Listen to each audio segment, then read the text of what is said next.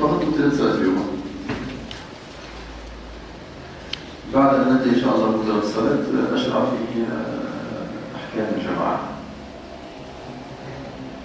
الحمد لله والصلاة والسلام على رسول الله وعلى آله وصحبه أجمعين. إذا ذكرنا في الحصة الماضية والتي قبلها مكروهات الصلاة، وذكرنا الفرائض وما يترتب عليها من مكروهات. بقي النظر في مبطلات الصلاة. نعم، لا والله ما أجبريتش، لكن كما تسلي مقبل في الأسبوع القادم إن شاء الله. إذا مبطلات الصلاة فيما تبقى من زمن الحصة. أولا رفض نية الصلاة ولو بدون تلفظ وإلغاء ما فعله منها. إذا رفض النية مبطل للصلاة. يقول أنا الآن لست في صلاة وهو في الصلاة. لفظ الأول لا بالنية مش لفظ، رفض النية، رفض نية الصلاة. على كل حال مسألة رفض النية المعلوم أن رفض النية في الطهارة مثلا أولى رفض نية الطهارة هل يكتب الوضوء أم لا؟ يبتلها. قلنا لا. من أبطل النية رفض النية رفض النية في الطهارة والصوم مبطل للصلاة. من رفض نية الصلاة من رفض نية الطهارة ورفض نية الصوم بطلت عبادته. فإن كان طهارة فعليه أن يجدد وضوءه، وإن كان صوما فعليه القضاء والكفارة. من أبطل نية صومه فعليه القضاء والكفارة ولو لم يوجد موجب ذلك وهو الطعام أو الشراب. يعني حد يقع سائل ورفع النية قال توقع الصائم فافترض بالنية، أفطر بالنية في رمضان ولا في رمضان أو في غير رمضان. الذي يحدث الإنسان التلاعب بالدين مثال أو وحده حتى يمزح. لا مش يمزح، لابد أن يكون هناك جزم مش مزح. أن يجزم بالنية. النية لها جزم. الإنسان إذا أبطل نية صومه فعليه القضاء والكفارة إن كان في رمضان. أبطل النية يقول ترى يا معش صايم تفترض الشيخ قال لاعب مو قبل لا إذا نقول تعمد مش عارف. وما إنسان يلعب بالعبادة. إذا رفض النية رفض نية الوضوء مبطل للوضوء. رفض نية الصوم مبطل للصوم وعليه القضاء والكفارة أكيد. مسألة رفض الصلاة هنا مذكورة في مبطلات الصلاة، ذكرت مبطلات الصلاة، لكن الراجح أن رفض نية الصلاة لا يبطل الصلاة. لا يبطل الصلاة. وكذلك رفض نية الحج لا يبطل الحج. شخص يحج وهو في الحج أثر ما عادش حج مذكورة هي، لكن الراجح أنها ليست من مبطلات رفض النية لا يبطل الصلاة. لكن فيها خلاف، مسألة خلافية هي في الطهارة وفي الصلاة وفي الصوم وفي الحج. المسألة خلافية. في الزكاة ما تجيبش تقول يعني الزكاة إما أن تؤدي زكاة إما أن ترفع في الزكاة، يعني في الأربعة هذه. لكن الراجح أن رفض النية في الطهارة والصوم مبطل، ورفض النية في الصلاة والحج ليس مبطل. الثاني من تعمد ترك ركن أو شرط في الصلاة بطلت صلاته. ترك ركن يبطل الصلاة، كأن يتعمد ترك تكبيرة الإحرام أو ترك قراءة الفاتحة أو ترك القيام لقراءة الفاتحة أو ترك الركوع أو ترك السجود أو ترك الرفع من الركوع أو ترك السلام بطلت صلاته. فتعمد ترك الركن مبطل، وكذا تعمد ترك الشرط، كمن تعمد عدم الطهارة أو تعمد عدم استقبال القبلة أو تعمد الانحراف عن القبلة أو تعمد عدم ستر العورة أو تعمد طهارة الخبث، فهذه كذلك تبطل الصلاة. الثالث تعمد زيادة ركن فعلي في الصلاة نحو سجدة واحدة أو ركوع واحد، وأحرى إن زاد ركعة كاملة لغير إصلاح الصلاة. أما زيادة ركن قولي فلا يبطل الصلاة وهو حرام.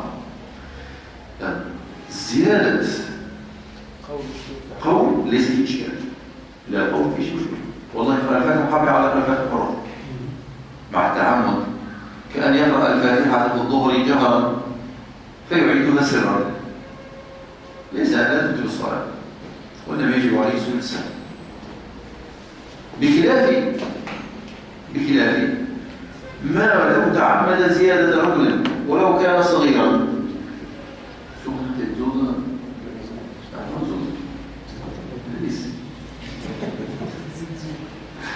إذا تعمد زيادة ركن يبطل الصلاة في الأفعال، ولهذا كان الاهتمام بهيئة الصلاة في الأفعال، لأن كل أفعال الصلاة فرض. الصلاة عبارة عن قصد وقول وفعل، هذه الصلاة قصد وعينية قول وفعل. الصلاة فيها 3 أشياء. كل أفعال الصلاة فرض، كل أفعال الصلاة فرض إلا 3: رفع اليدين عند تكبيرة الإحرام، القيام بقراءة التشهد،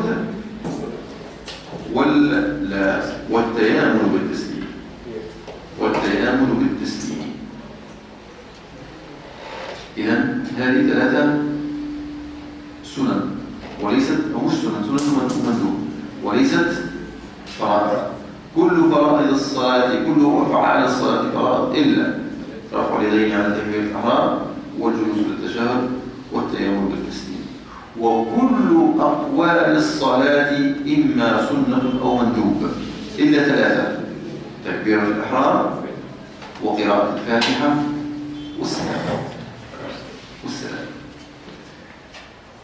لهذا قلنا أن الشارع اهتم بهيئة الصلاة أكثر من اهتمامه بالأقوال، لهذا كانت المحافظة على الهيئة مقدمة على المحافظة على أقوال الصلاة، ولهذا صحت صلاة المسبوق، لأنها الهيئة هي إلا أنه يقدم قراءة الفاتحة في الأوليين ويؤخر قراءة السورة في الأخرين، ليس فيه إشكال. إذا المشكل في أفعال الصلاة. إذا تعمد زيادة ركن فعلي مبطل للصلاة. شيخ حتى في الصوم في الحج تعمد زيادة ركن مثال يعني التوية مثلا، عادة التوية زيادة. لا، هذه مسألة أخرى.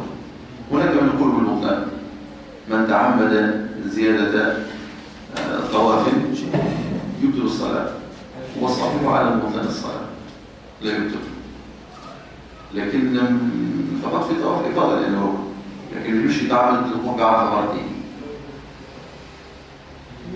طواف الساعة. وعلى كل حال لا تبطل، لا يبطل العبادة، لأن الزيادة تعتبر لغو، الزيادة تعتبر لغو في الحج، لكن في الصلاة لا، في الصلاة تبطل.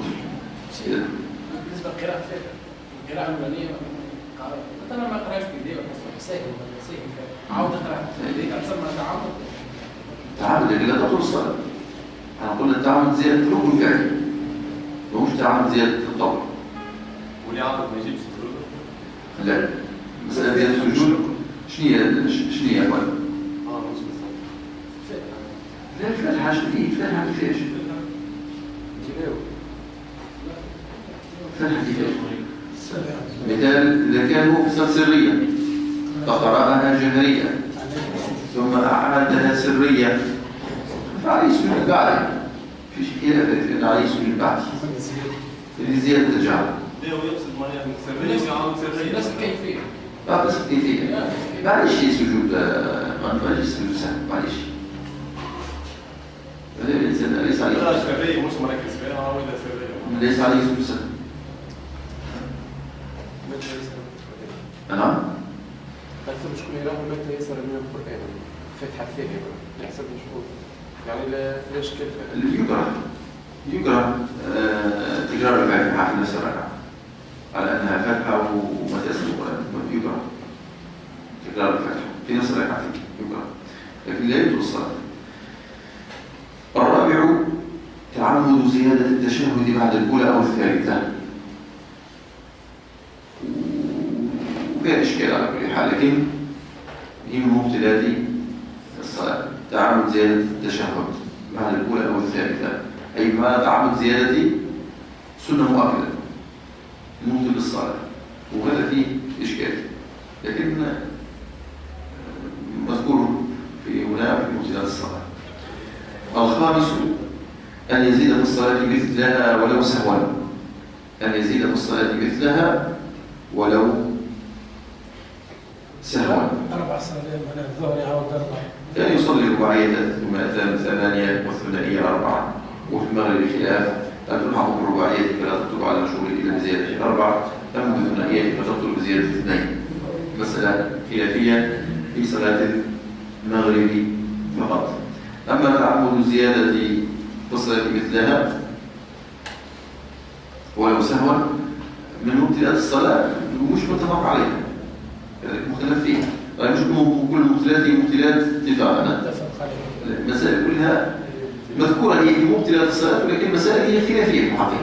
لكن في المذهب المالكي خلافية في المذهب نحكي أكيد خلافية في المذهب لأنه زيادة الصلاة مثلها ولو سهوا هناك من يقول بأنها تبطل الصلاة هناك من يرى أنها لا تبطل الصلاة وأنهم يسجدوا للسهو فقط يسجدوا للسهو بعد أو قبل يقولون بعد يعني في زيادة نقصان في قراءة السورة مثلا والإتيان زاد 4 لكن أنقص قراءة سورة في ركعة من ركعات ينجم ينقص قراءة سورة في ركعة من ركعات وبالتالي مش يقولوا سجود قبل أو بعد بحسب الزيادة والنقصان. السادس تعمد الأكل أو الشرب لشبهة الأعراض عن الصلاة والانصراف عنها وإذا بطلت بتعمد أحدهما فأحرى أن تبطل بتعمدهما أي تعمد الأكل والشرب. وأما إن وقع واحد منهما فقط سهوا فلا تبطل الصلاة بل ينجبر بسجود السهو. ما شنو؟ أكل والشرب أكيد مش شكل علوش. بتاع كعبة مرة إذا كان مثال الشخص دخل الصلاة وهو ساهي وفي فمه مثال فوق الطعام فابتلعها ليس عليه شيء. ليس عليه شيء في الطعام. لكن إذا كان الشخص أكل بس يسيرة جدا يسيرة حاجة مغلقة وبلعها تمر كعبة مرة لأن في هذا الفعل القليل لا تبطل به الصلاة. الفعل الكثير هو الذي يرى كأنه معرض عن الصلاة. شخص عندما ترى تقول هذا ليس في صلاة ما صور إليك أنه معرض عن فعل الصلاة. شنو حكمه اللي ياكل تمر في وسط ما يجيبش سجود؟ عليه سجود البعد اللي شنو؟ وقيل عليه سجود القبر يسمى زيت حاجة ونقص حاجة نقص خشوع لأنه وقيل هو نقصان في الخشوع فعليه سجود قبلي، وقيل هو زيادة فعل فعليه سجود البعدي. خلاف. شوف هذه المسألة كنت تعرف أحكام السنة. يبدا في يوم الحرب معناها شديد الحراره، يبدا معناها هو بعدها مثلا فوق ولا دبوس لا هو معناها شعر ولا قش، يعني ما عادش ينجم يكمل حديث فشرب شارب عليه سجود القبلي أو البعدي، لكن لا تبطل صلاته. لكن وقتاش يبدا منها يشرب وإذا لذذ الشرب وإذا عاد يشرب يعود يشرب واللي فيها كثير، لكن إنه مال هكا باش يبرر في شيء لا تبطل الصلاة.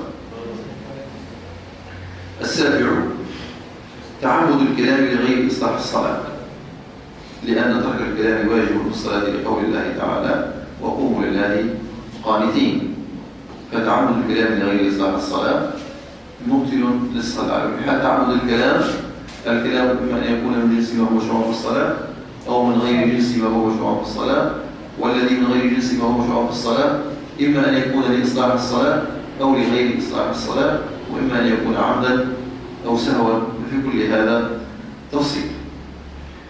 لكن تعمد الكلام غير إصلاح الصلاة مبطل للصلاة إن كان كثيرا، أما إن كان قليلا فلا يبطل الصلاة.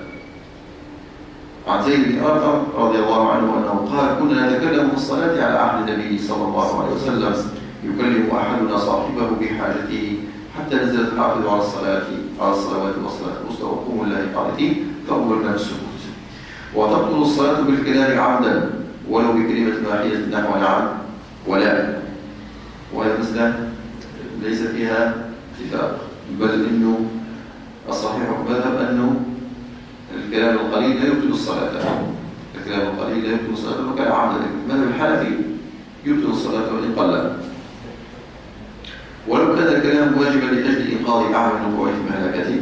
وفي الإكراه قولان البهتان وعبده البهتان للمنزل إذا أكره على أن يتكلم، لكن إذا اضطر فإنه يفعل ما اضطر إليه كإنقاذ أعمى أو كذا ويعيد صلاته.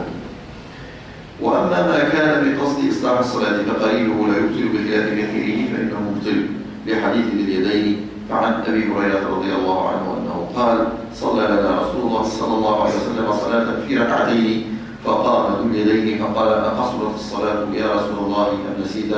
فقال رسول الله صلى الله عليه وسلم كل ذلك لم يكن. فقال قد كان بعض ذلك يا رسول الله. فأقبل رسول الله صلى الله عليه وسلم على الناس فقال أصدق ذو اليدين؟ فقالوا نعم يا رسول الله. فأتم رسول الله صلى الله عليه وسلم ما بقي من الصلاة ثم سجد سجدتين وهو جالس بعد التسليم. اللي ما يقرأش الحديث يقول قليله لا يبطل كثير يبطل، كل كثير كالكلمتين والثلاثة، ولكن شوفوا الإنسان قد تتكلم ومع ذلك كان قليلا. الزمن إذا لم يكن عرفا الزمن، لكن إذا كان طال عرفا أو قام مجلسه أو انحرف على القبلة حرف شديد تبطل الصلاة. الله أعلم. صلى الله عليه وسلم سلم معناه كلموه بعد ما أسلم، ومع ذلك طال الكلام ولم يطل. إيه معناه مش في باب أنه هو في الصلاة لم يسلم، لما ما خرجش من الصلاة هو في ظل أنهي صلاة. مش هذا الإشكال، أحيانا في مشكل مسألة الكلام ما يتكلم. هو الآن ما دام صلى ركعتين ما صلاش أربعة، صلاة صحيحة أم غير صحيحة؟ صحيح، إذا كمل وقال عمل سجود وين سجود الصلاة؟ 4 ركعات صلاة ركعتين. واصل كما ركعتين قال دم خليك النبي صلى الله عليه وسلم. رجل صلى بالناس إمام صلى بالناس فسلم من ركعتين فقال له أحدهم أو قال لقد أنقصت ركعتين، فالتفت إلى الناس هل أنقصت ركعتين؟ جماعة قالوا أنقصت، جماعة قالوا ما أنقصتش ولا حوار. بعد الحكاية تبين أنه صحيح نقص ركعتين، كمل بهم ركعتين، تصح صلاته أم لا؟ تصح. تقييم الكلام كثير. هو خذ أنت خذ كيف قلت للنبي صلى الله عليه وسلم ما يجب صلاته ما تبطلش لأنه النبي صلى الله عليه وسلم. لا احنا كي حكينا لكن خارج النبي صلى الله عليه وسلم مش الإنسان العادي اللي تنزل عليه وتجي تطلب صلاته وزواجه ما بكى ولا رجل صلى فلما سلم عن يمينه بطلت صلاته ولما سلم عن يساره طلقت زوجته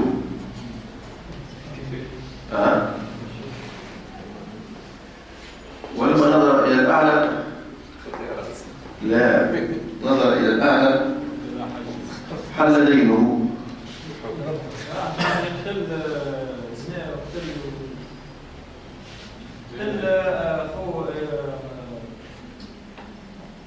مرت ساعة زنير مرت ساعة وقتلها ودفنها وما شيء سلم على اليمين الرجل سلم عن يمينه بطلت صلاته سلم عن يساره طلقت زوجته ورفع راسه إلى الأعلى حل عليه دينه. ليش تطلقت زوجته؟ قلتها مرة بعد قال سلم عن يساره عن يمينه بطلت صلاته قال متزوج قلت كان متزوج من أنا سلم عن يمينه طلقت زوجته أنا التبعيد ليه ما عندناش علاقة بالزواج. هذا رجل صلى فلما سلم عن يمينه رأى نجاسة في ثوبه ما عنده رأى خبث نجاسة بطلت صلاته عمل بهذا لا حول ولا قوة إلا بالله. السلام عليكم الله لا طلقت زوجته مش طلق زوجته. هذا رجل تزوج امرأة غاب زوجها فحكم القاضي بطلاقها فاعتدت أبيه وكان زوجها فاعتدت عدة الوفاة وتزوجت من ثانٍ واشترطت عليه أنه إذا عاد زوجها فهي طالق. إذا كان رجع زوجها الأول هي طالق. سلم قال لها الأول مش طلاق طلقت عليه بالشرط مش توفي الزوج مش قال الحاكم بوفاة زوجها هذه الوفاة الحكمية غاب زوجها فحكم القاضي بوفاته. قلنا ما أحكام القاضي هي اشترطت أنه أكيد هي واشترط عليه أنه إذا عاد زوجها فهي طالق وترجع الزوج الأول وزادت إلى كي يبقى زوجها عرف اللي مرت طلقت رفع رأسه إلى الأعلى يقول الحمد لله فرأى الهلال والمربوط بالدين بتاعه في رأس الشهر نظر هكذا قال لا حل دينه حل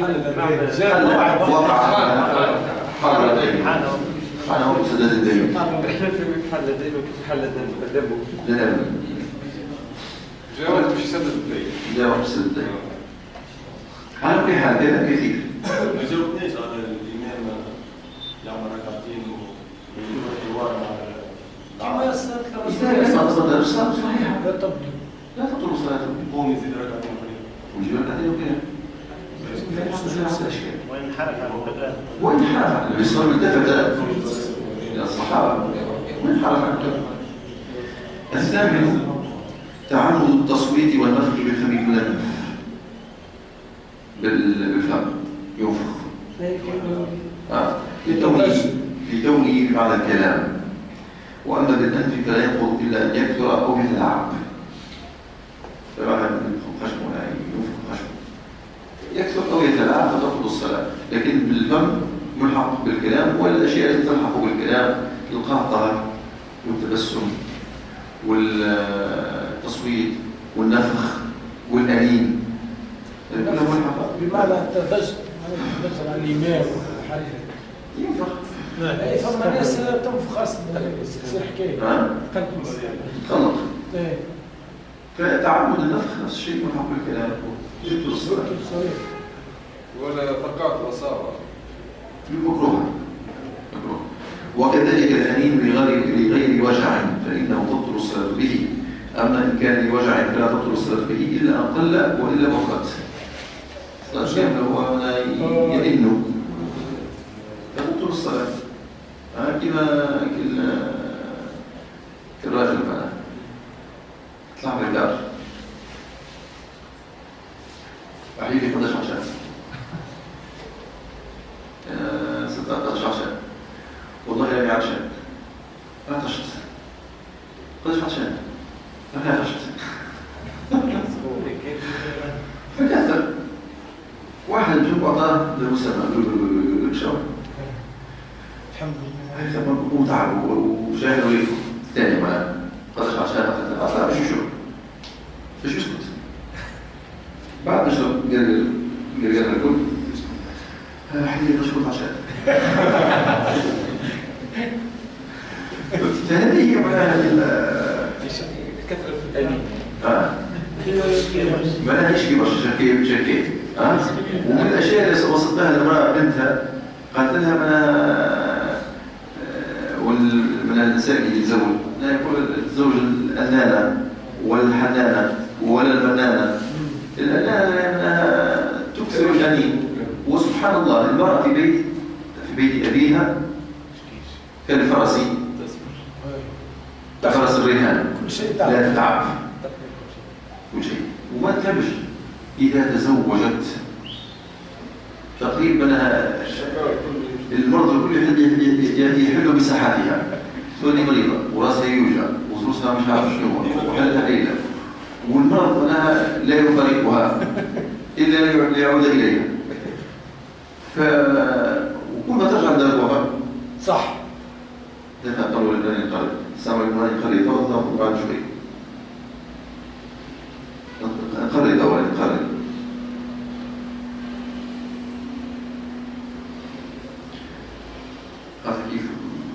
كيف مرة فاتت تقصد 16 باب مش فقط زكاة ويرجع مش يسيب.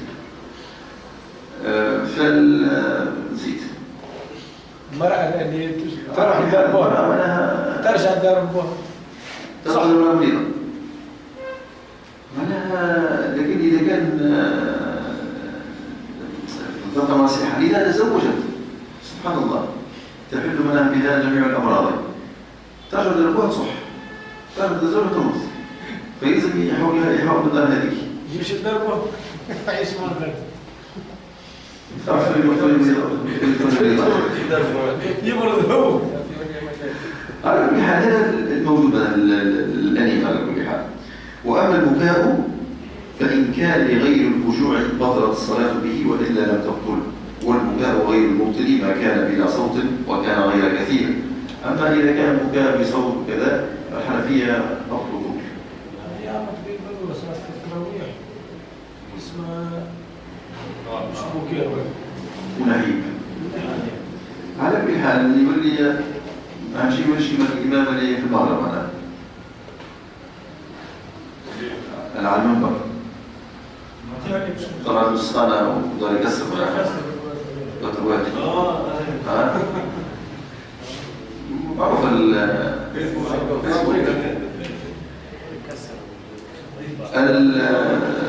النقطة التاسع تعمد القيد. تعمد القيد ولو قل وكذلك القلس. أما البلغم فلا يفسد الصلاة. القلس هو الموضع. شو؟ القلس. القلس خارج جديد لا في حامض لا حامض يخرج من المعدة. وشو حكم شو قلنا في السنة الأولى؟ أكيد قلس لنا في أول السنة بالأعيان الطاهرة والأعيان النجسة. القلس طاهر أو نجس؟ كان قبل المعدة طاهر ما لم يتغير لا طعمه حامض ما لم يتغير لونه إلى أو يتغير إلى صفة العذرة. إذا تحول إلى أحد صفة العذرة كنتونة أو في اللون يولي نجس، وإلا فهو طاهر. والدليل على أنه طاهر أنه هو الأصفر يخرج من المعدة.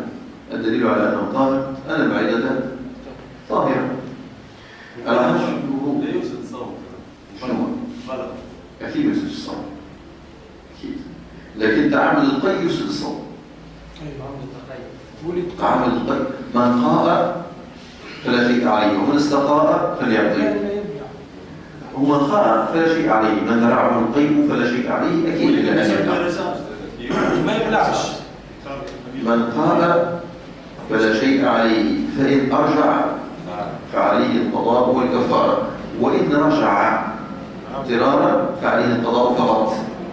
ومن استقاء أي تعمد القيء، من تعمد القيء فعليه القضاء، فإن رجع شيء ولو غلبة فعليه القضاء والكفارة، بخلاف من ذرعه القيء. من ذرعه القيء فلا شيء عليه، فإن رجع شيء غلبة فعليه القضاء، فإن رجع شيء عمدا فعليه القضاء والكفارة. ومن استقاء فيقضي، فإن رجع شيء إلى حلقه ولو غلبة فعليه القضاء والكفارة. ومن تعمد القيء ولم يخرج هذه حاجة العلم يكون بالخروج. شوف ما يفسد الصوم: خروج خارج ودخول داخل. ما يفسد الصوم خروج خارج ودخول داخل، هذا يفسد الصوم. القي خارج. مش كل هذا هو كنا خروج خارج. القي إذا أخرج أفسد. لا أقول هي هكذا القسم: خروج خارج ودخول داخل، لكن مش كل خروج خارج يفسد الصوم ودخول داخل يفسد الصوم. مش كل خروج خارج يفسد الصوم، مش كل دخول داخل يفسد الصوم. لكن شو المفترات؟ هي خروج أو دخول. ما يخرج يبطل، وهناك أشياء تخرج تبطل وأشياء تدخل تبطل. الأشياء التي تدخل وتبطل في الأكل والشرب. أكل وشرب. والحكم الحكم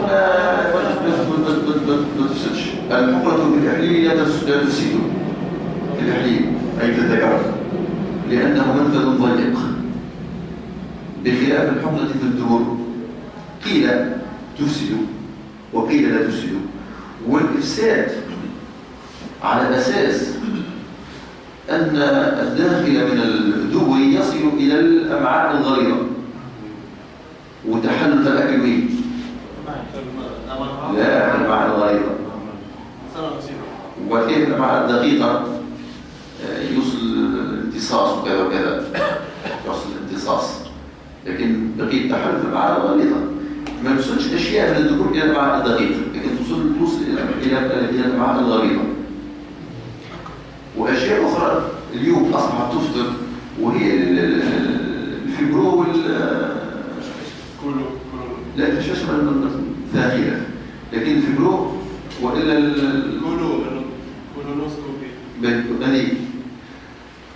هذا علاش يفطر لأنه عادة ما يدخل هذاك كثير في برودوي، وفي برودوي هذا عادة ما يكون مغذي.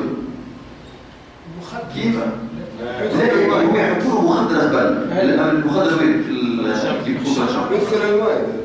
لا ما هو في الأخشاب معليش، ما هو في أشياء تصل بالبعض وأشياء ما تصلش بالبعض، مش بالضرورة معي. لكن هي كي علاش يحطوا لك الفشفاش هذيك المخدر هذاك عادة يكون فشفاش باش ما يخليش يعطس ويكح ويرد بعد.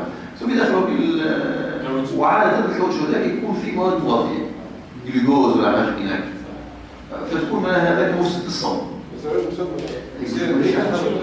ترى واحد مثلا مسؤول عمل يضرب جوع وحبوا يدخلوا له مثلا ذاك اللي ينبوه يدخل من الفم الى المعده. يضرب جوع هو الصائم مش صوم. هو صائم مثلا فرضنا انه صائم. هل يبقى هو صائم؟ لما كانوا يدخل بالفم ولما هو بالحشاوش ويفطروا توصل معهم. شوف لا سيروه مش سيروه في العرق. في سائل مثلا في السجون على كل حال الأكل فيه زوج أشياء. الأكل مغذي من ناحية، مش ليش نحكي في الصوت. الأكل مغذي من ناحية، ومن ناحية ثانية فيه لذة. سلبية كمثال ما فيش فقط مجرد التهرية. ولهذا تجد الشخص اللي عايش على المقام معناها اللي سيرو بالك هذاك إذا كان تقول ياكل مع أنه هو في أشياء مضافية فدل هذا على أنه هناك شهوة. الأكل له في شهوة مش فقط في أشياء تغذي كل اللي يجي. معناش الناس تفاوت في مسألة الكاتبية وجميلة لأنه في أشياء لذة. فمن نظر فقط إلى جانب التهرية لأنه مغذي قال إنه الصيام هذا مفطر. ومن نظر إلى الجانبين جانب التغذية وجانب اللذة اللي موجود في الطعام قال غير مفطر بدليل إنه الشخص اللي ما عنده صيام تقول له يجابوه يجي ياكل. لكن القاعدة أنه كل ما وصل إلى المعدة أفطر سواء كان مائعا أو جامدا. كل ما وصل إلى المعدة أفطر عند المالكية سواء كان مائعا أو جامدا حتى لو كان نباتا فطر. ما وصل إلى المعدة أفطر وما وصل إلى الحلق أفطر إذا كان مائعا.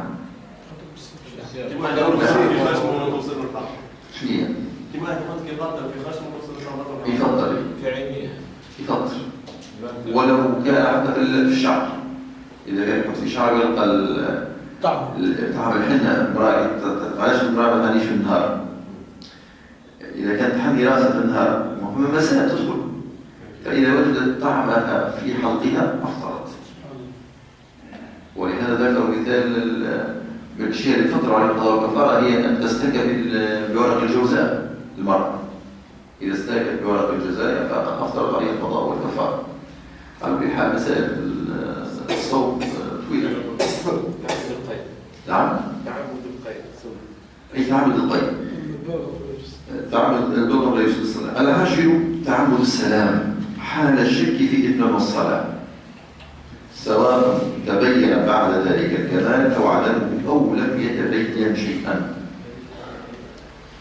فتعمد السلام حال الشك مبطل للصلاة. شخص شك سلم وهو شاك هل أتم صلاته أم لا أو هل يجب عليه سجود قبلي أو لا. فإن ترتب سجود قبلي على ترك ذلك سنة خفيفة أو سنة مؤكدة تبطل الصلاة.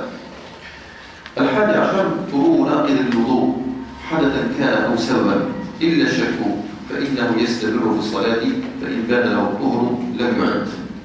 طلوع ناقض للوضوء حدثا كان أو سببا إلا الشك فإنه يستمر في الصلاة فإن بان له الطهر لم يعد. والمسألة هذه أتذكر أننا تعرضنا لها في كتاب الطهارة وقلنا أن الشك إما أن يكون قبل الصلاة أو أثناء الصلاة. مطلق الشك قبل الصلاة مبطل للوضوء وعليه أن يعيد الطهارة. وأما أثناء الصلاة فإما أن يتيقن الحدث ويشك في الطهارة أو يتيقن الطهارة ويشك في الحدث أو يتيقناهما معا ويشك في الوقت السابق منهما. فإن تيقن الطهارة وشك في الحدث فلا يخرج من الصلاة لأن الشك في المانع لا أثر له. وأما إن تيقن الحدث وشك في الطهارة أو تيقنهما وشك في السابق منهما فيقطع وجوبا. هكذا سنقول. 12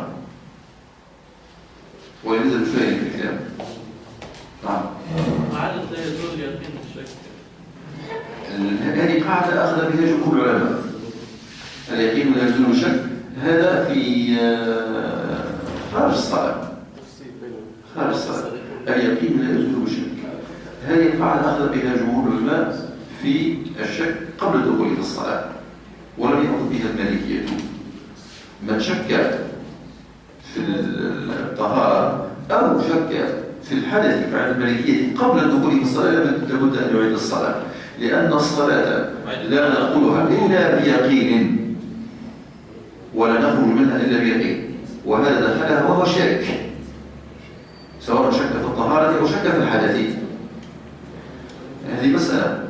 لكن أثناء الصلاة من شك في الحدث وتيقن الطهارة يبني على اليقين، لأنه دخل الصلاة بيقين فلا يخرج منها إلا بيقين. لهذا قالوا من شك في الحدث أثناء الصلاة لا يقطع الصلاة. وأما من تيقن الحدث وشك في الطهارة، شنو اليقين؟ حدث، واليقين لا يزول بالشك، إذا هو محدث فيقطع الصلاة. هنا اختاروا القاعدة هذه في أثناء الصلاة، ذبان أثناء الصلاة. ومن تيقنهما معا إلا أنه شك في السابق منهما يخرج من الصلاة. لكن قبل الصلاة لم يأخذ بها هذه القاعدة، لأننا لا ندخل الصلاة إلا بيقين ولا نخرج منها إلا بيقين. مثلا مش كما أثناء الصلاة كما قبل الصلاة. 12 تذكر ناقض في الصلاة، لأن طهارة الحدث شرط ابتداء ودوام، هذا يعني حدث يقين. 13 كشف العورة المغلظة أو شيء منها، أما المخففة فلا تبطل الصلاة بكشفها. هو العورة المغلظة بالنسبة للرجل الدبر والقبول فقط. يحدث أن شكون عاري، مش عاري السروال وهابط ولا الإبل تقول أي بطل الصلاة؟ لا بس مش باطل هذاك، مش باطل هذاك صلاة صحيحة إلا أنه يعيد في الوقت. شو قلت؟ العورة المغلظة الدبر فقط التوبة. لكن من الشق ذلك ليس من العورة المغلظة بل من العورة المخففة. رغم اللي يستروان الطائح والإنسان يسلم في بيدوش كيف جاء في على كل حال يعيد في الوقت. عايزه وجوبا ولا يستحقق؟ لا يستحقق. عايز ما عاوزه هذا مصدر صحيح، لا مصدر صحيح. يعني يتعمد في الشرط تصير تتعمد تصلي فوق الركبة. صلاته صحيحة ويعيد من الذنب. طيب ناقص من فوق ناقص من فوق.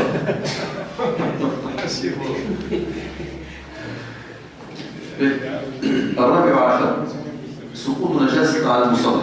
هذه المسألة شفناها في كتاب الطهارة.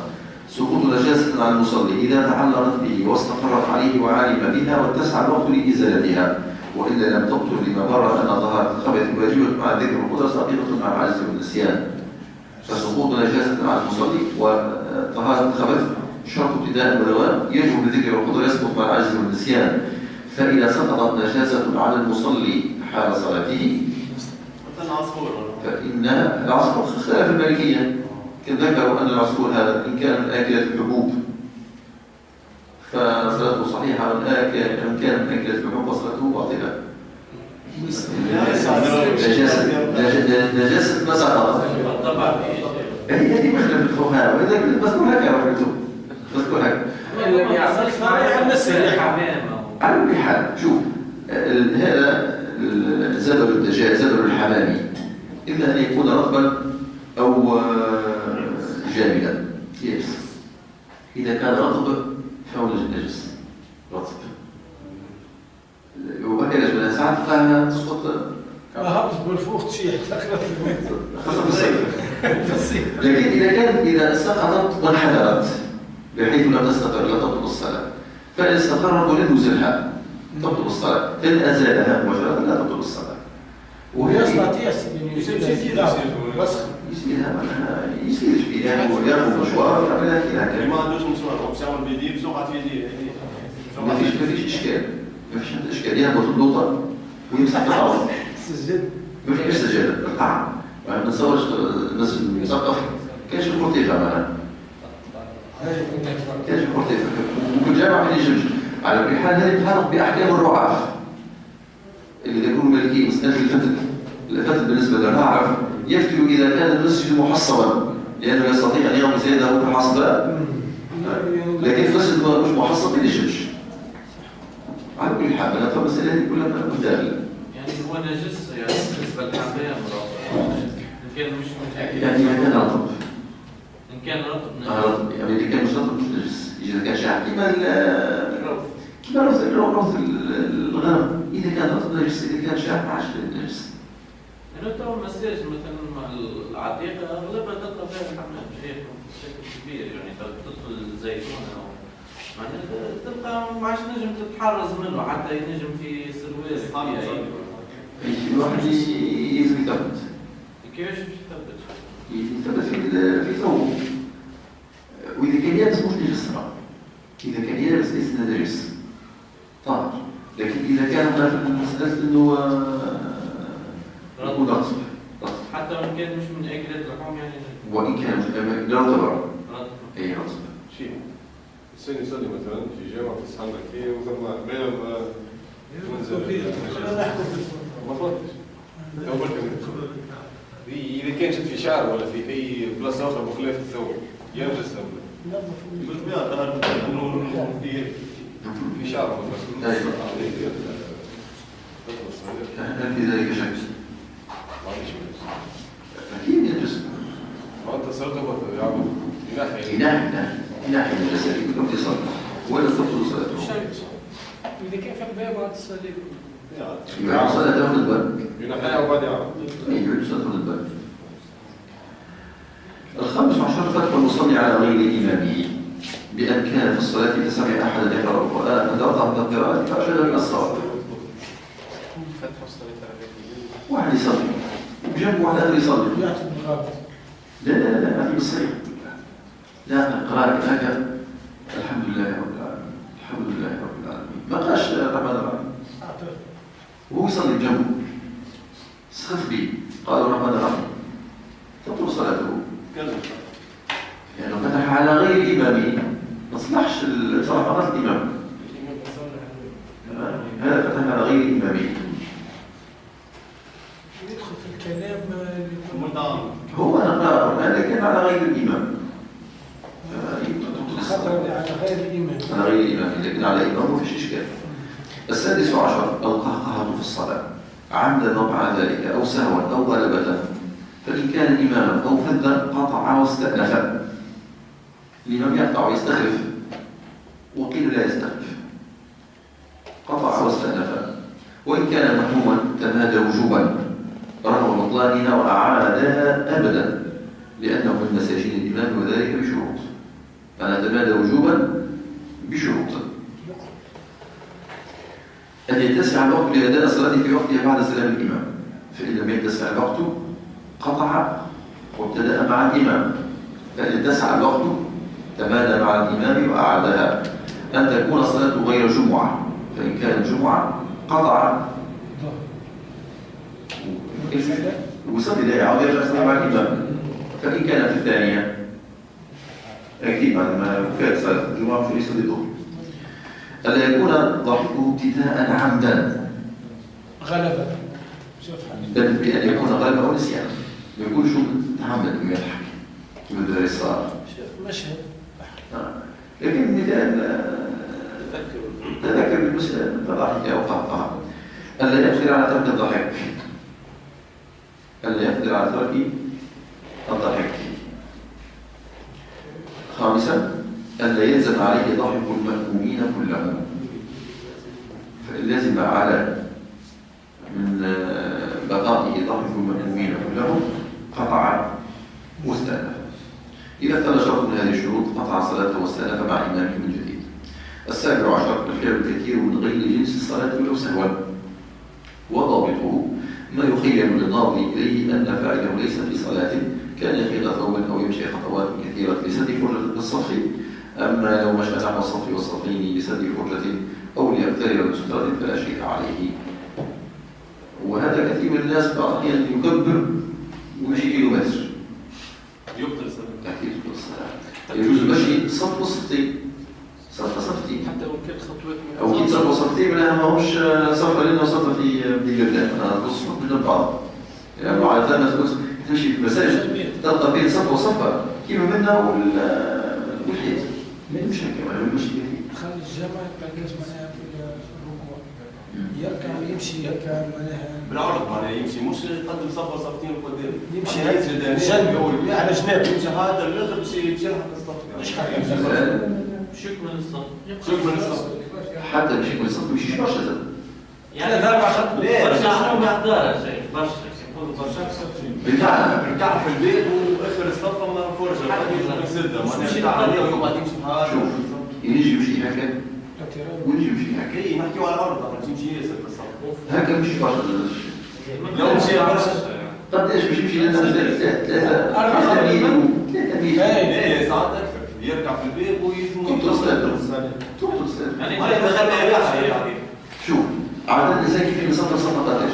نسافر نشوف في سفر واحد زوز خطوتين أو 3 خطوتين أو 3 وباش يمشي سفر أخرى قداش؟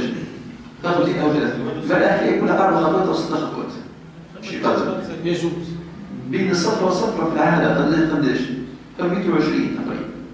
بين الصفر والصفر 120 بيقدر انك انا مش تسشع وتخلي شبر او شبرين على الصفر اللي بعد. عليك تقييم في اليوم بلا 120 140 3 متر.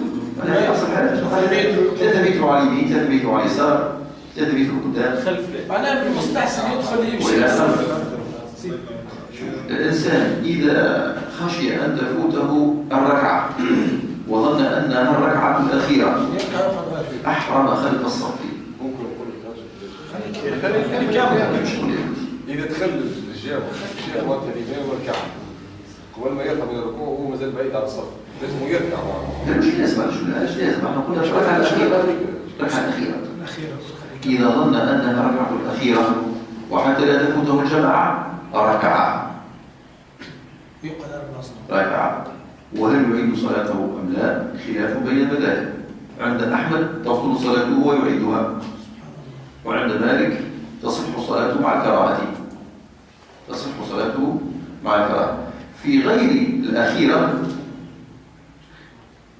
يصل إلى الصف، فإن أحرم قبل الصف فله أن يتقدم الصف والصفتين فقط. فإن صلى وحده صحت صلاته مع الكراهة.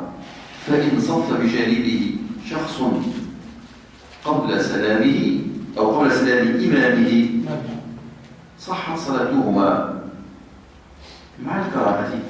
لكن ما يعوش في كل حالة عند المالكية تصح الصلاة. حتى في كل حالة تصح الصلاة. مش على المالكية، عند الجمهور المالكية والحنفية والشافعية مع الكراهة إذا كان وحده. لكن أين يقف المأمومون خلف الإمام؟ بالنسبة للصف الأول يقفون وراءه ويتوسعون يمينا ويسارا. بالنسبة للصف الذي يليه أين يقف الناس؟ إن شاء أن يقف خلفه وقف خلفه، وإن شاء أن يقف على اليمين وقف على اليمين، وإن شاء أن يقف على اليسار وقف على اليسار، وإن شاء بعضهم أن يقف في وسط الصف والآخرون عن يمينه أو شماله، فكله صحيح. تصح الصلاة مع الكراهة، لأن الأصل أن تجتمع الناس وتتصل الصفوف، هذا الأصل. لكن الصلاة الأخيرة صحيحة، ما مش إشكال في صحة الصلاة، مع أنه الأولى أن يكون مثال الناس يتصلوا بعضهم. هذا الأصل، لكن الصلاة صحيحة في كل حالة. نقطة أخرى سين معتجل خارج الجامعة وقريب ما توفى الصلاة. هو مازال ما ينص ما بيناش الحج. هو مازال بعيد بس ينجم معناتها يركع مع الإمام وبعد كي يجيب الركعة هذيك يمشي بشوية بشوية المصلي يمشي بشوية بشوية يوصل مع الصف. يعني صفي تتميز. مش جرومبيل. لكن أنا سألت أنا شيخ سعودي قال ينجم كذلك في السعودية كيف في السعودية مش قبل الفجر. الحنابلة ماذا الحنبل هيك يقول يركب على ماذا الحنبل يقول بيصيرش يمشي عشان خلي حتى يمشي مسافة بعيدة ما يصيرش. أما لازم هو ما يمشيش مشي عادي لازم كل خطوة ويقف شوي هكذا. والله هكذا شيخ ساعة شوي حميد ساعة حميد سعد بن عبد الله. وين درس هذا؟ درس في زارون. وين؟ بالزارون جامعة زارون. لا وين درس السعودية؟ درس في تونس هو؟ درس في السعودية. وين الجامعة؟ كلية الشريعة في جامعة الملك على كل حال ملك خالد. على كل حال شوف على كل حال لا تكون مثلا ما يخيل الناظر ليه الإعلام عن الصلاة بفساد نظامها. الشخص اللي بيمشي برشا يعني عارف في الهوند يمشي أكثر من 3 خطوات على المارش تحب الصلاة تمشي 2 كيلومتر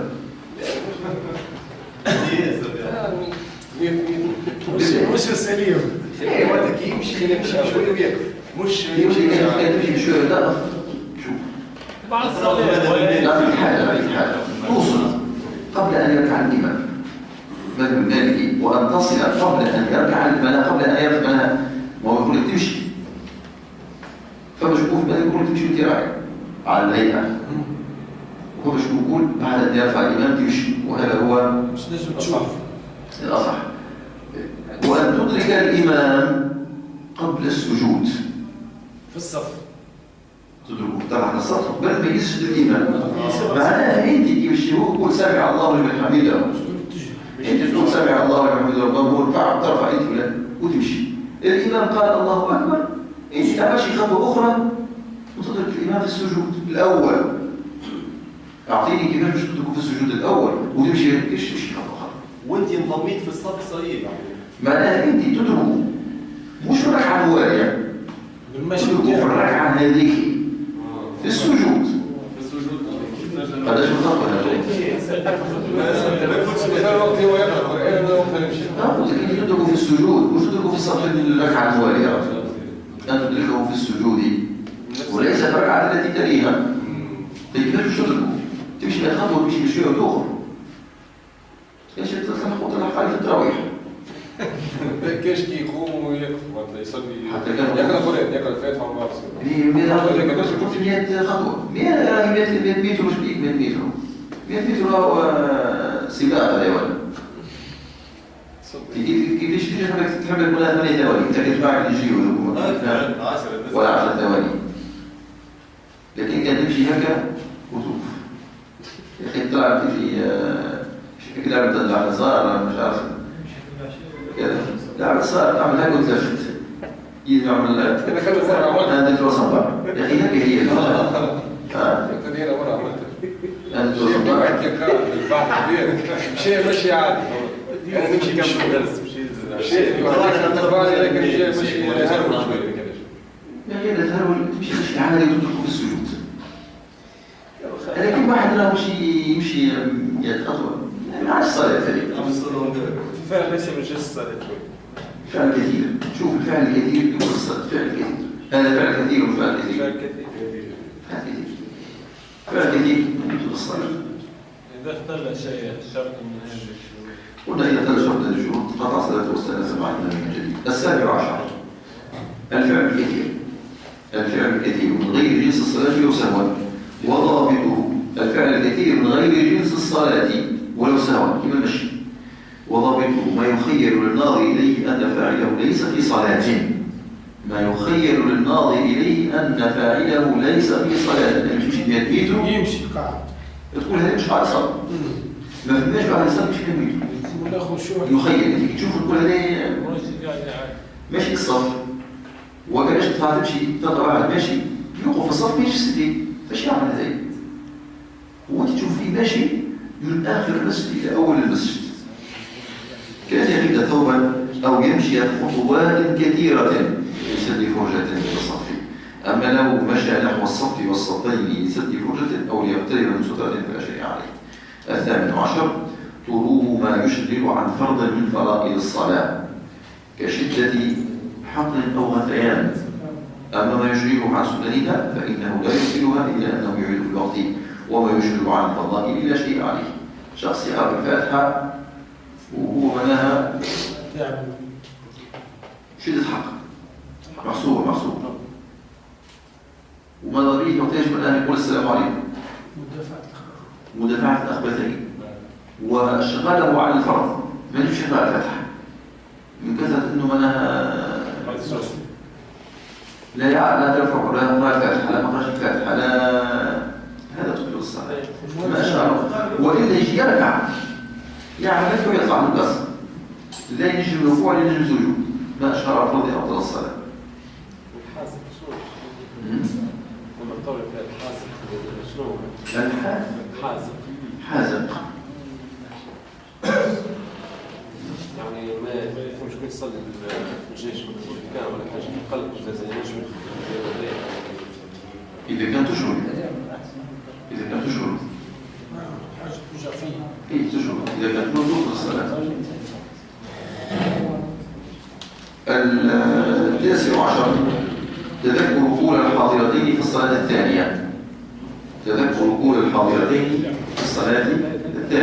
كان يتذكر مثال الظهر في صلاة العصر والمغرب في صلاة العشاء. كان يتذكر في صلاة العصر قبل الغروب أن عليه ظهرا وتبطل الصلاة التي فيها لأن ترتيب الحاضرتين واجب شرط.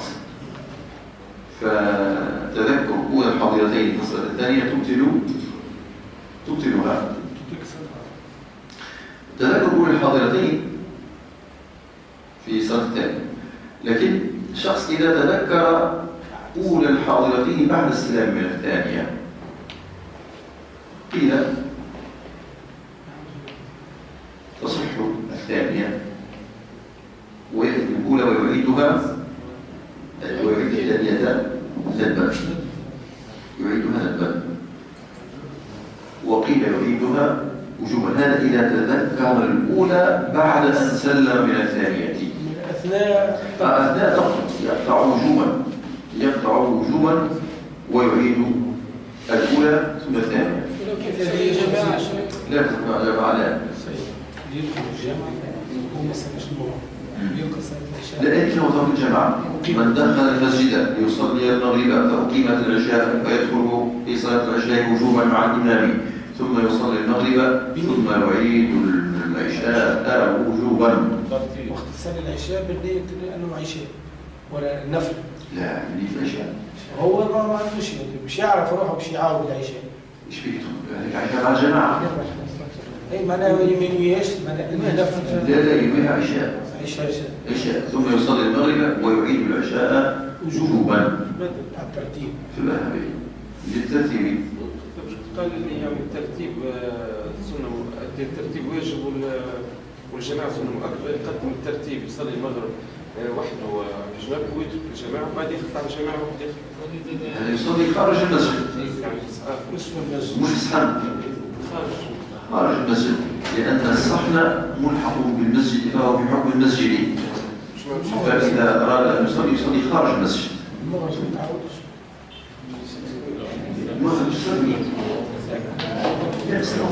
المغرب أكيد المغرب لا يعاد ولا تعاد العشاء بعد الوتر. إذا صلى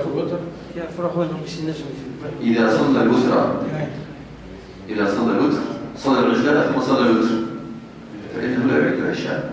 صلى العشاء ثم صلى الوتر وحده ما يعودش يصلي العشاء لأنه وتر. اختلط عليهم باش يصليوا العشاء ما صلاش معه يعرف روحه باش يكمل المغرب يخلط عليهم العشاء داخل المسجد لا تجوز الصلاة. هذه تنظر في الأوقات التي تحرم فيها هذه تذكر تطابقنا في أول العام. الأوقات التي يحرم فيها النفل أو تحرم فيها الصلاة. تحرم الصلاة عند صلاة الحاضرة لقول صلى الله عليه وسلم إذا أقيمت الحاضرة فلا صلاة إلا الحاضرة. فتحرم كل صلاة إذا أقيمت صلاة في المسجد تحرم الصلاة. ما يجبش يصلي هو المغرب ويدركهم لأن ذلك هو مظنة الطعن على الإمام. كيف يحب يصلي برا ما يصليش مش حتى في الصحن صلى خارج المسجد يجي يصلي المغرب ويدخل. ولكن الأولى أن يدخل مع الجماعة. ليش يدخل مع الجماعة؟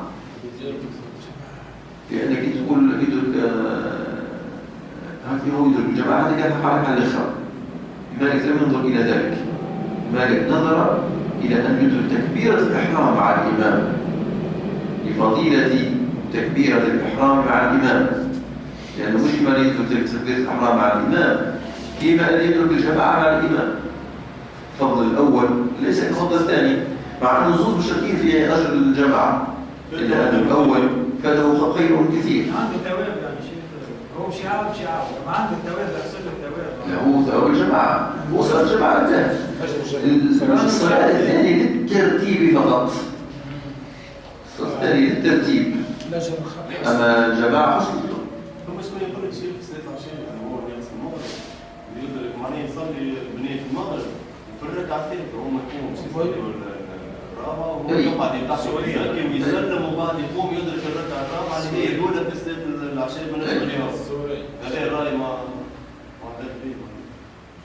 هذا رأي الحنابلة موجود أنه صلي لكن شوف المذهب المالكي عندنا المساواة والمساواة لابد أن تكون مساواة في الصفة. المساواة عندنا في المذهب المالكي مساواة في الصلاة في الصفة والقدر والكيفية. فلا بد أن تكون صلاة المأموم مساوية لصلاة الإمام. ما يجيش الإمام يصلي مثلا الظهر والمأموم يصلي عصر وإلا العكس نفس النية. الخلاف وين؟ الخلاف في أن النية عند غير المالكية شرط وعند المالكية ركن في الصلاة مش شرط في الصلاة، ركن في الصلاة اتفاقا.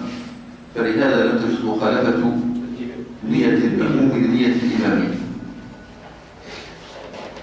فمسألة أن يصلي هذا المغرب وراء العشاء وراء الظهر وراء العصر ما تصحش، بل ذهب المالكية إلى أنه لا يصح أن يقضي صلاة الظهر ليوم السبت ورغم أن يقضي صلاة الظهر ليوم الأحد.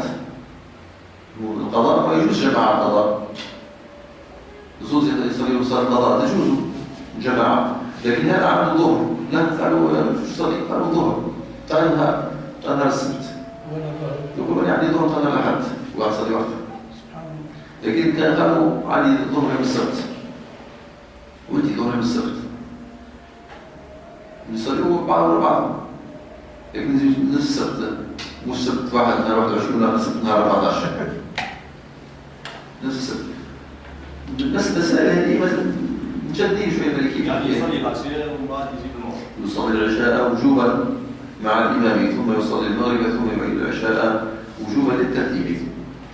وجوبا وإن لم يترتيب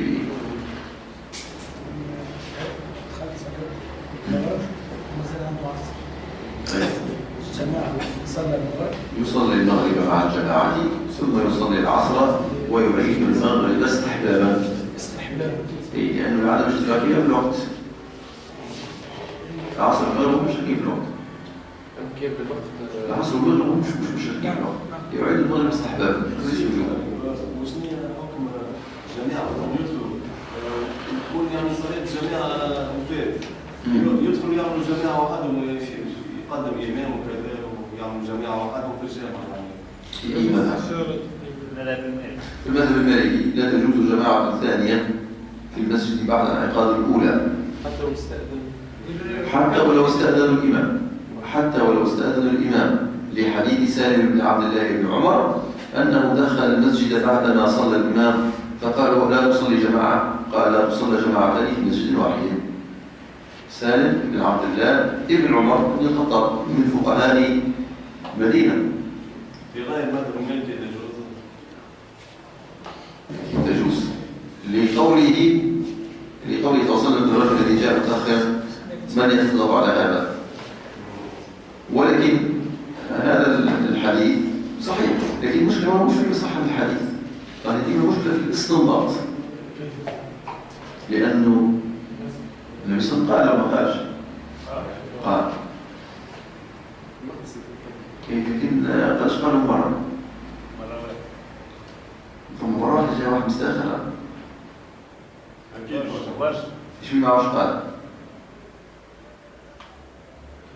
يجب أن يكرر يعني القول حالة خاصة مثال لكنه قال يعني قال أذن بذلك لعله أذن هي سنة ولعله تراجع عنها لعله من أين من فعل الصحابة، وأنه منها سالم بن عبد الله عمر قال أنها لا تصلى جماعتين في مسجد واحد نجابة.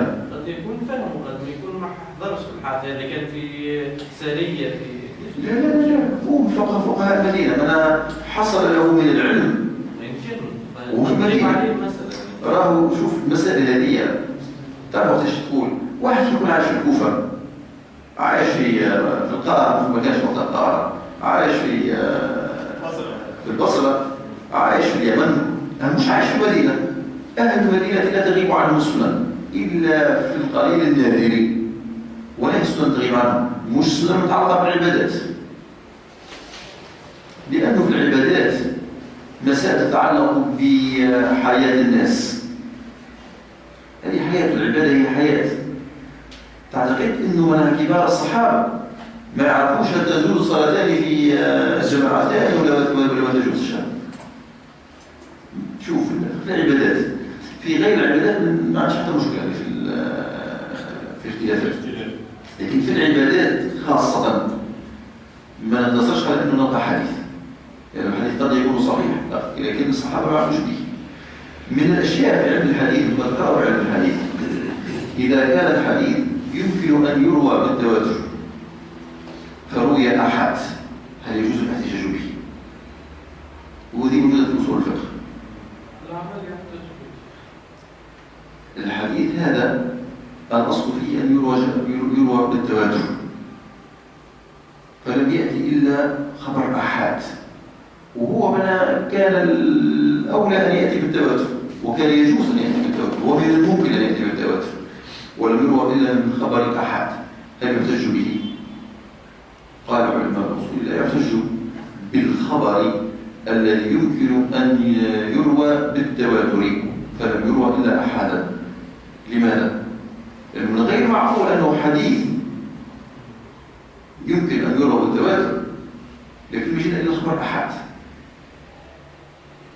فهذا يولي فيه نوع من النظر في علاش الحديث لك، مش بصحة الحديث، الحديث صحيح، ولكن في الاستدلال بالحديث. علاش ما نقولش الصحابة الكل؟ فلعل الصحابة كانوا يتأثمون من كتب الحديث، ولهذا كان عمر بن الخطاب رضي الله عنه حريصا على عدم كتابة الحديث، ومعروف أنه استخار الله شهرا في كتابة الحديث ثم بدا له أن لا يكتب الحديث.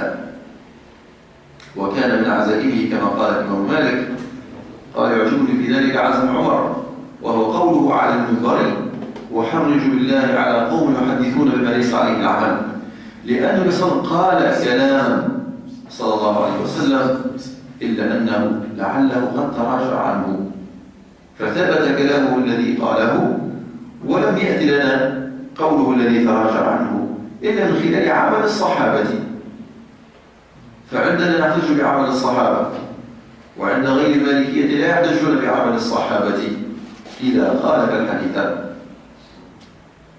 وبالتالي نأخذ نحن بالسنة العملية التي أجمع عليها الصحابة، وخالف غيرهم أخذوا بخبر الأحاد، وخبر الأحاد لا يفيد إلا الظن، في حين أن السنة العملية المتواترة، ونحن نقول عمل المدينة هو ما ثبت نقله بالتواتر، مش اجتهاد الصحابة. ما اجتهد فيه الصحابة لا يقدم على الحديث أبدا، ما اجتهد فيه الصحابة ولو أجمعوا على ذلك، فإذا جاء الخبر بخلاف اجتهادهم فإن مالكا يرد اجتهاد الصحابة المجمع عليه إلى حديث النبي صلى الله عليه وسلم. ولكن إذا كان إجماعهم على مسألة ليست فيها اجتهاد وإنما منقولة، أكيد يقدم عمل الصحابة على الحديث. لكن عمل الفرج وسلم شيء مو بالكتاب يعني لا، العمل بتاعهم وصل إلى الإمام مالك بالتوارث، ما بقاش واحد يعمل فيه. قال وهو الأمر الذي عليه العمل عندنا، وهو الأمر المجمع عليه عندنا. فمثلا مش واحد ولا اثنين، مثلا أنا فاشية في أهل المدينة. هذه يعني المسألة هذه فيها إجماع عند أهل المدينة أم قول سالم بن عبد الله؟ سالم بن عبد الله بن عمر، والمالكية أن مالك أن احتج بحديث سالم لما قيل له ألا تصلي جماعة، سالم شو قال؟ قال لا يجمع في مسجد في مرتين، هذه مسألة لا تكون بمحض الاجتهاد، لا تكون بمحض الاجتهاد، خاصة وأن هناك حديث. هل تعتقد أن سامع بن الله يخالف الحديث؟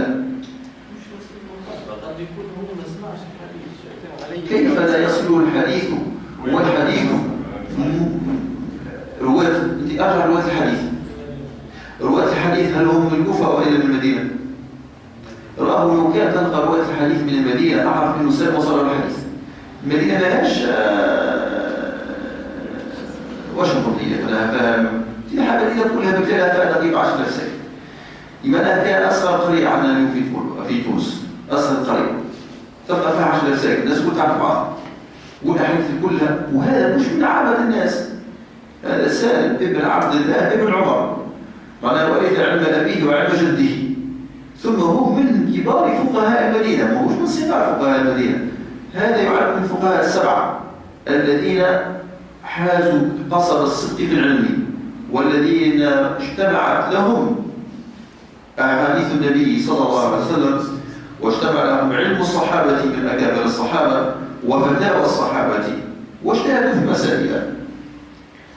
ويدل على ذلك أنه في بعض الأحيان تجد شخص يأتي إلى أحد الصحابة يقول: لماذا لا تفتي بحديث النبي صلى الله عليه وسلم؟ ما نجهل هذا، لا نجهل هذا، ولكن مرت السنة على خلافه. مش معناها السنة على خلافه أو مر العمل على خلافه، معناها السنة العملية. فلهذا الحديث صحيح، لكن هناك من يقدم الحديث على العمل، وهناك من يقدم العمل على الحديث.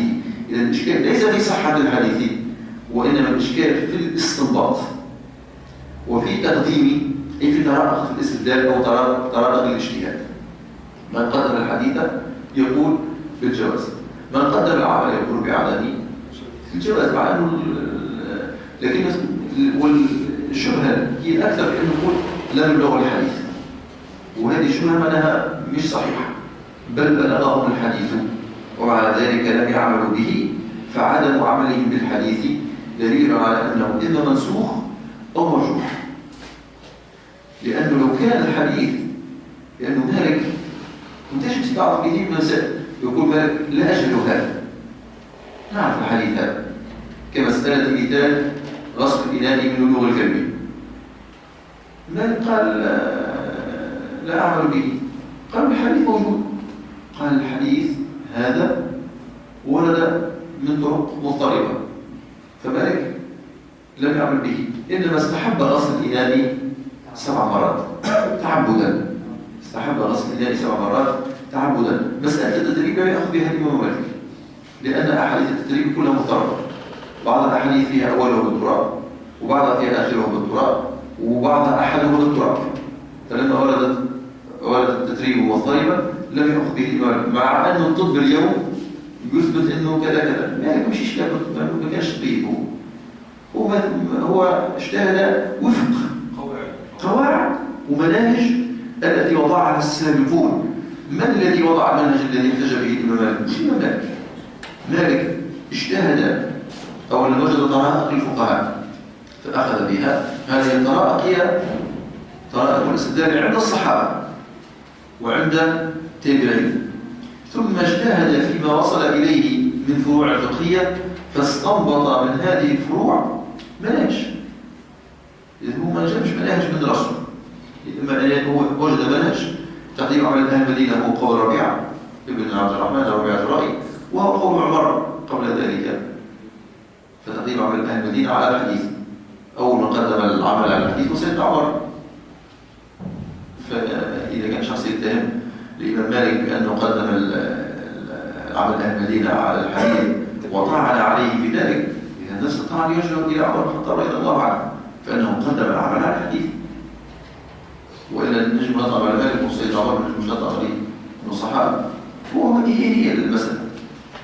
وبالتالي شيخ يعني في جميع هذه يلزم يلتزم المذهب لا غير. هو الأول يلزم ما يكونش بعض. ولا كذا ما نجمش يعني يحاسب. إذا من كذي ما نجمش معناها. يقع. أي معناها يقوم الكل مذهب شوي، مثلا في مسألة مثلا جميع ثاني يقول فما في المذهب الحنبلي نعمل شيء مثلا في المذهب لكن نعمل حاجه كذا كذا يعني يلزم يلتزم مذهب الشيعي يعني الإشكال اللي نعترف به في أنه قد يلتزم مذهبا في مسألة معينة وهذه المسألة دليله هو ما يعرفش الأدلة، لكن هو كي ترجع للأدلة بتاعها تلقاها مثال المسألة اللي كيفها تقديم عمل أهل المدينة على الحديث وهو عجبته خلافه، لكن ما يعرفش القاعدة وهي أن في هذه المسألة تقديم عمل أهل المدينة. ثم يجي في مسألة الجماعة في المسجد ويقول لا ما حديث لأنه عجبته هذيك، هو أعجب بالفرع لكن لا يعرف الأصل الذي استند إليه ذلك الفرع، فيقع بين هذا يقع بين تعارض أصلين ومش يوقع في هذا. وحتى نتجنب هذا التعارض فلابد أن يلتزم مذهبا بعينه في جميع مسائله، لأنه هل تعتقد المسائل هذه موجودة اليوم في المذهب المالكي هي في الحقيقة معناها فقه أهل المدينة طبعا العبادات والعبادات ما فيش اجتهاد إلا ربي معناها مسائل منضبطة من القديم من زمن الإمام مالك منضبطة. ايش جديد اليوم في فقه العبادات؟ هل تعتقد أن الشخص إذا اتبع المذهب المالكي في العبادة في الصلاة مثال أنه مخالف السنة؟ أبدا، لأنه مالك في الحقيقة هو متبع عليه أبناء الصحابة وأبناء الصحابة متبعون للصحابة لم يحدثوا شيئا. فأن يلتزم الشخص في الصلاة مثال بالمذهب المالكي هو أن يتعامل على مذهب الصحابة، أن يلتزم مذهب مثال أبي حنيفة ويتعبد بمذهب أبي حنيفة ولكن لم يصل إلى العراق إلى كلمة صحابي. ولهذا اجتهد أبو حنيفة في مسائل كثيرة لأنه لم يصل الحديث. أبو حنيفة لو وصله الحديث ولكنه لم يعرف مدى صحته، لأن المسائل كانت قلنا إنه أبو حنيفة كان يتعامل مع مجرد خبر، لو كان يتعامل مع حديث لا نظرت بأن يأخذ الحديث، لكن الرجل لا يتعامل مع الحديث ويتعامل مع خبر وصل إليه من أقصى البلاد من المدينة إلى الكوفة. قالوا قال رسول صلى الله عليه وسلم، من يؤكد له أن هذا قول رسول صلى الله عليه وسلم؟ من يؤكد له هذا؟ يجيش يتأكد. ولهذا كان يرد الأخبار مخافة أن يدخل في حديث رسول الله صلى الله عليه وسلم ما ليس منه. فالرجل كان ورعا فرد أحاديث كثيرة ثبت صحتها بعد ذلك. العكس المسألة في المدينة الأحاديث كانت منتشرة متوفرة في المدينة، فإذا وجدنا أهل المدينة يردون ذلك الحديث وخاصة أنه مروي أن رواته هم أهل المدينة وهم يردونه، فالأكيد أنهم لا يردونه للتشهي أو للهوى، لو كانت يضغط على سلف الأمة فلا يردون هذا الحديث إلا لدليل أقوى منه وهو السنة العملية التي تواترت من عهده صلى الله عليه وسلم. لا مسألة خطيرة التي قد يتنبه لها كثير من الشباب اليوم يردون مثل أعمال أهل المدينة، والحقيقة أنه عندما ترد أعمال أهل المدينة فأنت ترد سنة من السنن ولست ترد قول الإمام مالك. هذا يرد خبر أحد والآخر يرد خبر متواتر، لكن ما هوش مذكور في كتب أهل الحديث، لكن هو عمل متواتر. يعني في حال مش نكمل المسألة هذه. الثالث والعشرون مش العشرون تذكر يسير الفوائد، وهي ما كانت أقل من 5 صلوات. من ذكر صلاة فسدت هذه عليه بالنسبة للفذ والإمام دون المأموم، وكذلك وتذكر بعض الصلاة كركوع وسجود في غير الصلاة هو يصلي يذكر أنه ترك سجودا في الصلاة التي قبلها فتطلع عليه الصلاة التي هو فيها. 21 سجود المسبوق على الإمام السجود البعدي ولو جهلا، لأنه فعل زيادة في صلاته عمدا، فإن سجد السجود البعدي سهوا فيسجد البعدية بعد أن يأتي بالركعات التي سبق بها. 22 سجود المسبوق على الإمام السجود القبلية أو البعدية إذا لم يدرك معه ركعة لأن المسبوق ليس بمفهوم حقيقة فسجوده مع الإمام محض زيادة. فإذا كان الإنسان لم يدرك مع الإمام ولا ركعة فإن الإمام إذا سجد القبلية فإنه لا يسجد معه القبلي ولا تبطل صلاته. إذا أدرك ركعة ولا الإمام إذا كان ما أدرك ركعة ما يصليهاش ما يدخلش معاهم هما قاعدين ما يعرفش قاعد جلس هو جلس في السجود سجد جلس شاهد معه يستنى فيه مش يقوم عمل السجود قبل ما أدركش ركعة هذا ما لا يسجد معه أما يقعد يسلم يقعد يستنى بعد سلام هو ما صلاش ليش ما صلاش؟ يعني هو مش يعرف من جديد كله ما يعاودش من جديد هو أحرم علاش يعاود من جديد ما درت حتى ركعة وإن كان مش يعرف ياخذ لا الجماعة يسلم هو دخل في الصلاة بوجه جائزا صار أحرم ودخل في الصلاة وأحرم ومن سجد مع الإمام حتى ما عندوش الجماعة ما عندوش لم يدرك لا يعني حصل بعد أجل الجماعة لكن مو في شيء على صدق من جديد هذا يجلس فإذا سلم الإمام قام ليأتي بما عليه من الصلاة ولهذا استحب المالكية لا ما يجيش عن شيء هم ما تركش معه حتى ما عندش معنى ولهذا استحب المالكية أن الشخص إذا وجد الإمام في التشهد وظن أنه الأخير أو وجده في السجود وظن أنها الركعة الأخيرة فلا يدخل مع الإمام حتى لا يترتب عليه سجود قبل أو سجود بعد قبل الانتظار. لكن زاد ما يبداش يمشيش يصلي وحده لا حتى يكمل الإمام ويبدا إذا كان سلم الإمام شرع في الصلاة وإن لم يسلم الإمام يقول ركعة ثالثة. الثالث والعشرون الأخير بسجود السهو القبلي بترك سنة خفيفة وهي المسألة الشخص قد يترتب عليه ترك سنة خفيفة أو ترك سنتين خفيفتين أو ترك 3 سنن خفيفة أو سنة مؤكدة فمن ترك سنة خفيفة فسجد لها تبطل صلاته ومن ترك 3 سنن خفيفة فترك السجود تبطل صلاته من ترك سنة خفيفة فسجد لها تبطل صلاته ومن ترك 3 سنن خفيفة فلم يسجد لها تبطل صلاته ومن ترك سنتين خفيفتين فسجد لهما أو لم يسجد لهما لا تبطل صلاته. السنة المقدية تطلت سنة كتلات.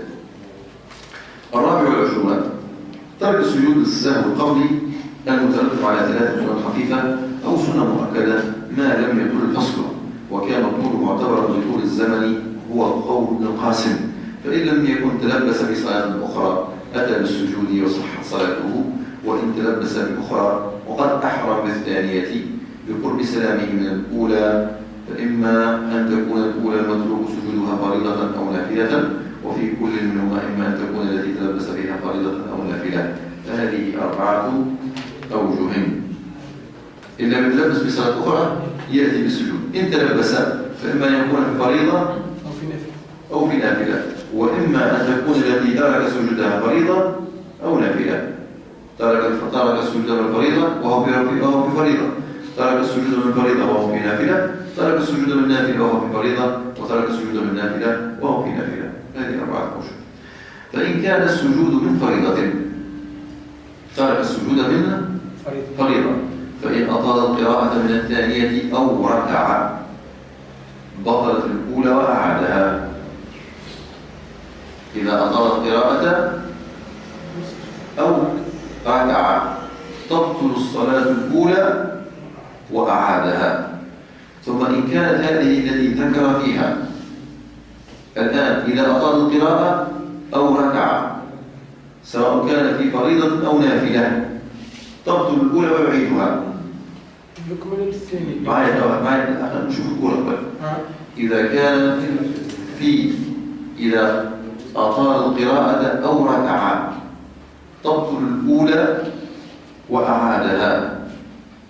الآن هذه الذي هو فيها إذا كانت نافلة أو فريضة الأولى فريضة تبطل سواء التي هو فيها فريضة أو نافلة إذا أطال القراءة وركع.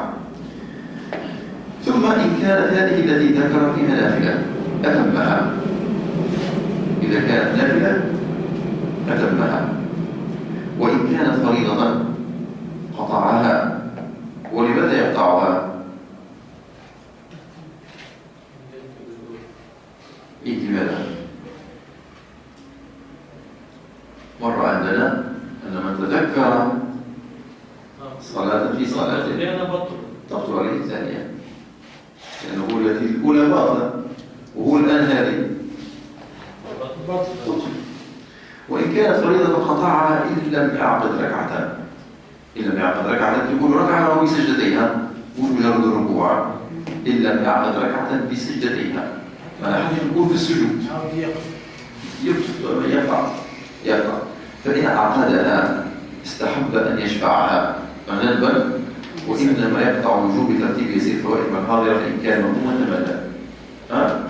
إذا هذه المسألة الأولى، إذا أطال قراءة أو ركع تبطل الأولى.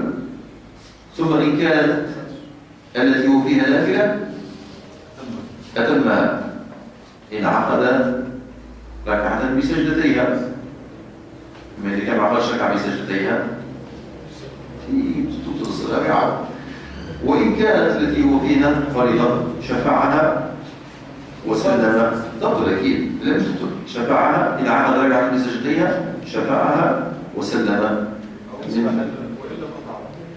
إذا لم يعقد ركعة بسجدتيها يقطع. وإن لم يطل القراءة أو لم يركع ألغى ما فعل في الثانية وسجد لإصلاح الأولى، كانت الثانية فرضا أو نفلا، ورجع بغير سلام كان وحده أو إماما أو مأموما. إذا لم يطل القراءة ولم يركع ألغى ما فعل في الثانية. شو قراءة الفاتحة؟ يلغي قراءة الفاتحة ثم يعود لإصلاح الأولى. كيف يعود لإصلاح الأولى؟ يسجد لا بسلامش، يسجد للسهو